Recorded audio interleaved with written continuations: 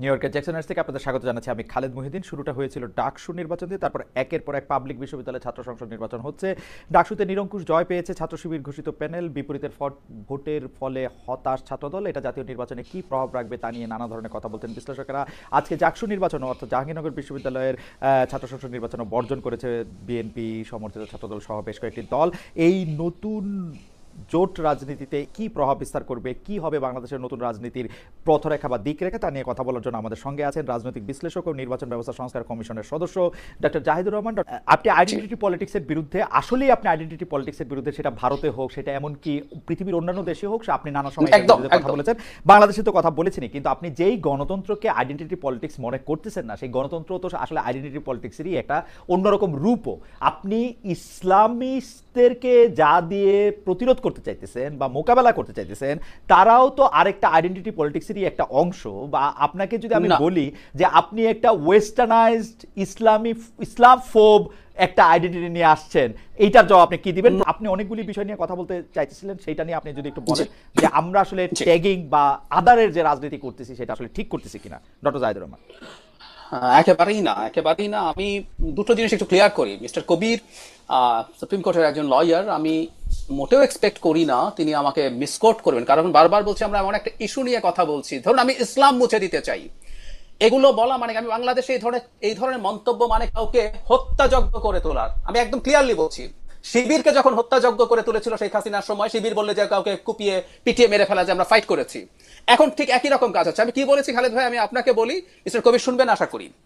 আপনি বলছিলেন যে ছাত্র শিবির তারা তাদের এই আইডেন্টিটি সরিয়ে তারা র্যাদার একটা লিবারেল ডেমোক্রেটিক পার্টির মতো কাজ করতে চায়, এটা আপনি বলেছেন।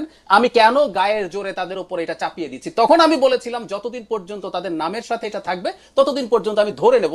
আবারও বলি, আইডেন্টিটি পলিটিক্স আমি বাতিল করে দিতে বলি না, পৃথিবীতে আছে তো, কিন্তু এটা মেনে নিয়ে করতে হবে। এখন আপনি যখন বলছেন আইডেন্টিটি পলিটিক্স আর করতে চায় না, তখন আমি বলেছি আসলে তাদের নামের সঙ্গে থেকে এটা সরিয়ে দিতে হবে। আমি আপনাকে বলেছি জামায়াতে ইসলামী কি করবে এটা তাদের চিন্তা, তাদের সিদ্ধান্ত আসলে।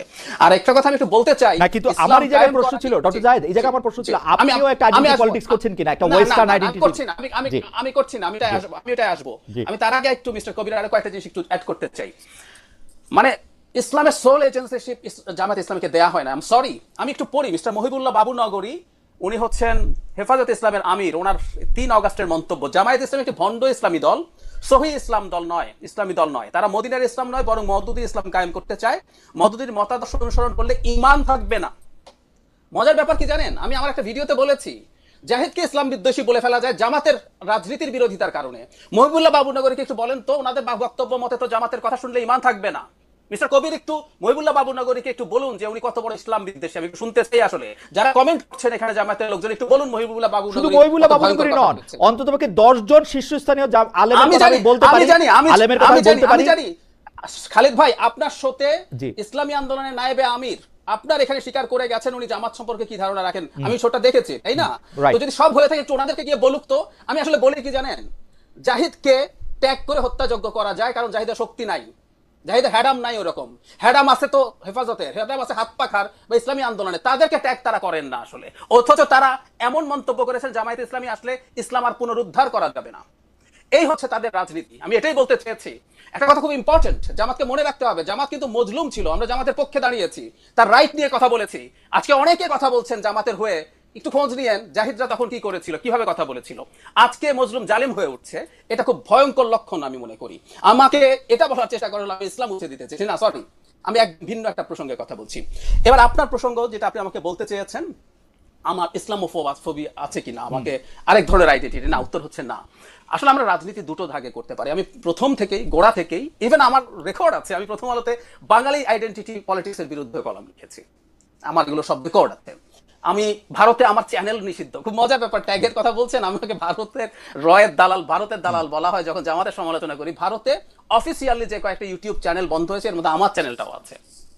আমি আপনাকে জানিয়ে রাখলাম, আমি এটা নিয়ে দেখিয়েছি, আমার অফিসিয়াল ইমেল আমাকে পাঠানো হয়েছে ভারত সরকারের। আমি আপনাকে একটা প্রশ্ন করতে পারি কিনা, আপনি আইডেন্টিটি পলিটিক্সের বিরুদ্ধে আপনার যে অবস্থান, সেই অবস্থানটার সাথে আমি পরিচিত, আজকে না অনেকদিন ধরে পরিচিত, কিন্তু এইটা আবার একটা ফ্যালাসি কিনা? কারণ হচ্ছে যে আমরা যে মডার্ন স্টেট নামক যে ধারণাটা গইরা তুলছে, সেইটার ক্ষেত্রে তো আমাদের কোনো না কোনো একটা আইডেন্টিটি লাগবে, যেটাতে আমরা এটাকে একটা পলিটি বলতে পারি। তো এইটা আমরা কোথায় পাবো যদি আমি ধর্মটারে বাদ দেই, জাতীয়তাটারও বাদ দেই? না খালেদ, না খালেদ ভাই, এটা যদি বলতেন। এটা হ্যাঁ একদম এটা ফ্যাক্ট। আসলে আমাদের এই দ্বিতীয় বিশ্বযুদ্ধোত্তর সময়ে যেভাবে স্টেট তৈরি হয়েছে, এটা মূলত আসলে আটলান্টিক চার্টারের উপরে ভিত্তি করে, ওখানে লেখা ছিল প্রত্যেকটা নেশনের তার নিজেকে শাসন করার অধিকার থাকবে। এটা পরবর্তীতে কলোনি সব শেষ হলো এবং আমরা আসলে অবশ্যই জাতি সত্তার ভিত্তিতে জাতি রাষ্ট্র তৈরি হয়েছে। পরবর্তীতে আসলে আমাদের যেটা বলা হয় যে আসলে প্রবলেমটা কোথায়, একটা জাতি রাষ্ট্রের প্রবলেম হচ্ছে এটার আদারিং থাকে।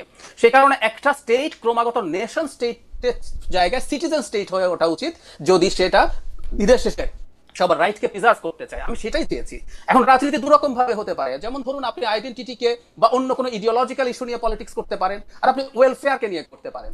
তো যেটা দাঁড়ালো এখন আসলে যখন আইডেন্টিটি নিয়ে পলিটিক্স করেন, আমি যে পলিটিক্সের কথা বলি ওটা আসলে কোনো আইডেন্টিটি না, আমি ওয়েলফেয়ার নিয়ে বলি। আমি এটার জন্য একটা সুন্দর মডেলের কথা বলতে পারি, সেটা হচ্ছে দিল্লিতে অরবিন্দ কেজরিওয়াল এই পলিটিক্স করেছিলেন।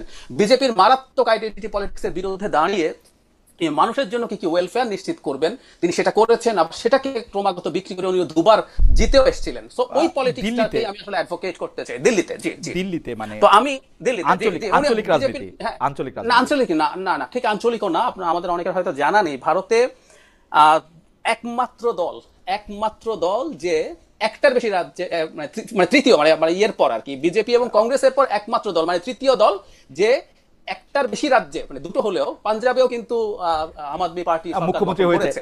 আমি ঠিক আছে, এটা মাত্র 3টা দলের আছে, আর কোনো দল নাই কিন্তু, থার্ড পার্টি। ঠিক আছে, আমি যেটা বলছি, জি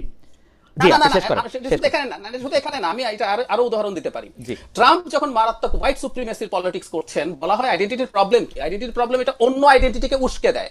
বাইডেন কিন্তু চাইতে পারতেন যে ঠিক আছে ও হোয়াইট সুপ্রিমেসি করছে, আমি আফ্রিকান এশিয়ান ভোট টানার জন্য, হিস্পানিক ভোট টানার জন্য ওই আইডেন্টিটিকে নিয়ে সুরসুরি দেবো।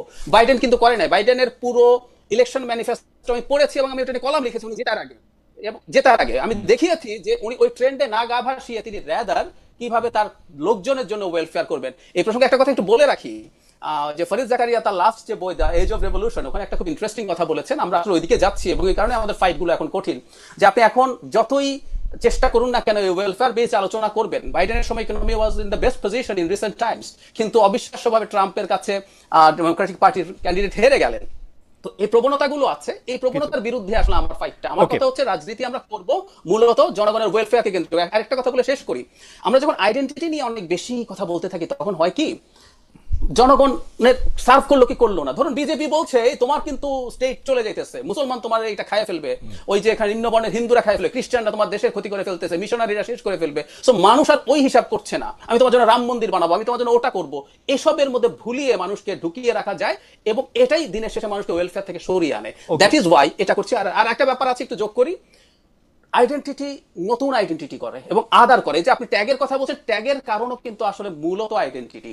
আপনি যখন মনে করছেন জামাতে ইসলামের পক্ষে কথা না বলা ইসলাম বিদ্বেষ, আপনি ইসলাম বিদ্বেষী ট্যাগ দিয়ে দিচ্ছেন। কারণ আমরা এখন আলাপটা ওই জায়গা থেকে দেখার চেষ্টা করছি।